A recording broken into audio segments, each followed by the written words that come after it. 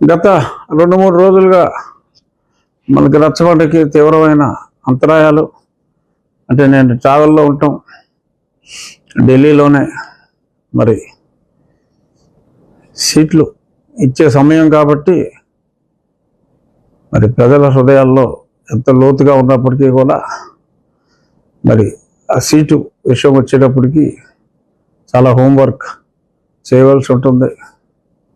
శత్రువులు అధికంగా ఉన్నారు, నాకు అభిమానులు ఉన్నారు కానీ మిత్రులు తక్కువగా ఉన్నారు, శత్రువులు చాలా ఎక్కువగా ఉన్నారు ముఖ్యమంత్రితో సహా.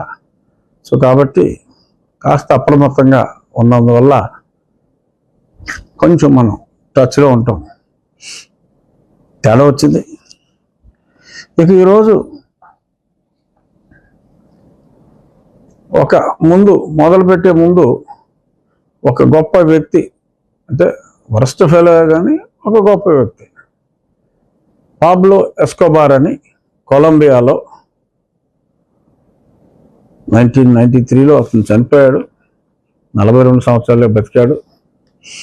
అతను కొలంబియాలో స్లోగా వాళ్ళ దగ్గర వీళ్ళ దగ్గర చిన్న క్వాంటిటీ డ్రగ్స్ తీసుకొని వాళ్ళకి వీళ్ళకి సప్లై చేస్తూ ఒక 20 సంవత్సరాల కాలంలో ప్రపంచంలోనే ఈ డ్రగ్ మాఫియా, ఈ డ్రగ్ స్మగ్లర్స్లో అత్యంత ధనవంతుడిగా ఆ రోజుల్లో అతను చనిపోయే నాటికే ఒక 50 బిలియన్లు, అంటే 4 లక్షల కోట్లు, 4 లక్షల కోట్ల అధిపతిగా మరి అతను ఎదిగాడు.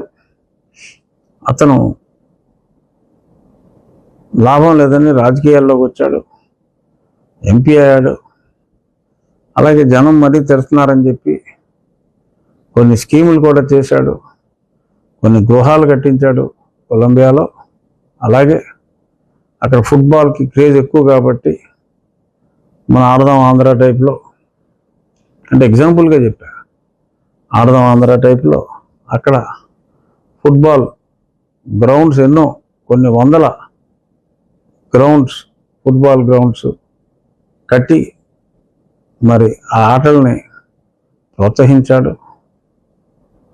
జైల్లో కూడా ఒక 5 సంవత్సరాలు ఉన్నాడు. అప్పుడు కూడా అంటే రెగ్యులర్ జైల్లో మన నాయకుల్లాగా స్వర్గ సుఖాలు లేవు కానీ అతను నేనే ఒక పెద్ద హౌస్ కట్టుకుంటాను, ఆ ఇంట్లోనే నేను ఉంటాను, అదే జైలుగా భావించండి అని చెప్పి ఒక 5 ఏళ్ళు the most luxurious jail life ever in the history of the world ఆయనకి ఆ కొలంబియా దేశంలో దక్కింది.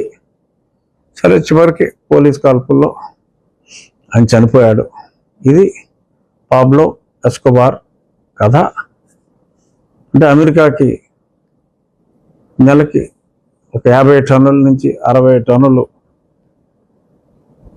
డ్రగ్స్ ఎక్స్పోర్ట్ చేసేవాడు.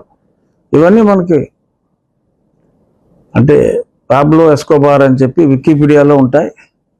ఇదంతా నేను గతంలో నార్కోస్ అని ఒక వెబ్ సిరీస్ ఉంది, ఆ వెబ్ సిరీస్ చాలా ఇంట్రెస్టింగ్గా ఉంటుంది చూడటానికి. కొన్ని మన రాష్ట్రంలో కొంతమంది నాయకులకి సిమిలారిటీస్ కూడా అనిపిస్తాయి. అతను డ్రగ్ బిజినెస్ నుంచి రాజకీయాలకు వెళ్ళాడు, వైస్ వర్స రాజకీయాల నుంచి డ్రగ్స్లో కొంతమంది రావచ్చు. కంపారిజన్ కోసం చెప్తున్నాను. ఇప్పుడు కొలంబియా నుంచి ఆంధ్రప్రదేశ్కి వచ్చేద్దాం. సో ఆంధ్రప్రదేశ్లో మనం చూస్తున్నాం, ఎక్కడ పడితే అక్కడ గంజాయి, ఈ డ్రగ్స్ ఫ్రీ మార్కెట్ అయిపోయింది. ప్రజలందరికీ తెలుసు, డ్రగ్స్ దొరకని గ్రామం లేదు. గ్రామాల్లో కూడా కొన్ని రిమోట్ విలేజెస్ ఉంటాయి, మెయిన్ పంచాయతీకి అఫిలియేటెడ్.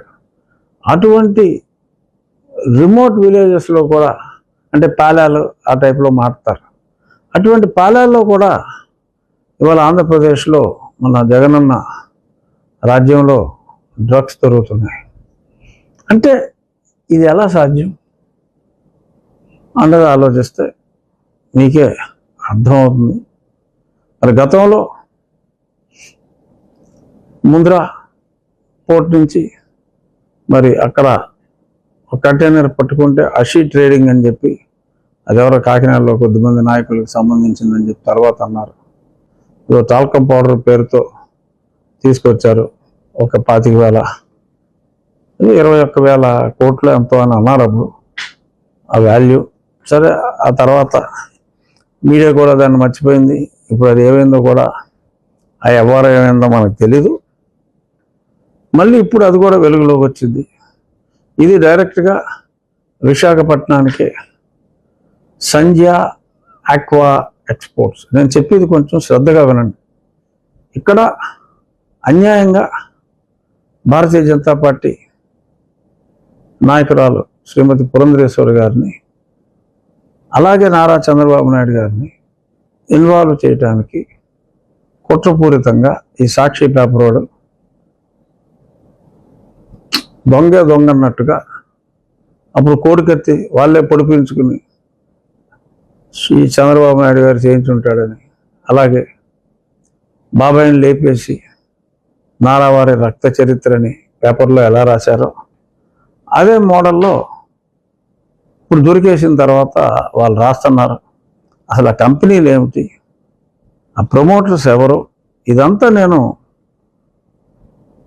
విశదీకరించవలసిన అవసరం, బాధ్యత కూడా నా మీద ఉంది. అందుకని నా బాధ్యత నిర్వహణలో భాగంగా నాకు తెలిసింది నేను స్పష్టంగా ఎక్స్ప్లెయిన్ చేస్తాను. అది ఎవడైనా నేను తప్పు చెప్పాను అని ప్రూవ్ చేస్తే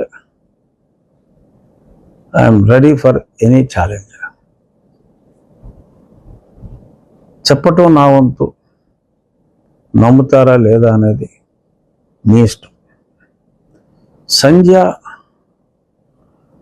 మెరైన్ ఒక కంపెనీ, సంధ్య ఆక్వా ఎక్స్పోర్ట్స్ వేరే కంపెనీ, అలాగే ఇంకో కంపెనీ ఏదో సంధ్య ఆక్వా టెక్ అని, అది కాస్త చిన్న కంపెనీ. వీటితో కంపేర్ చేస్తే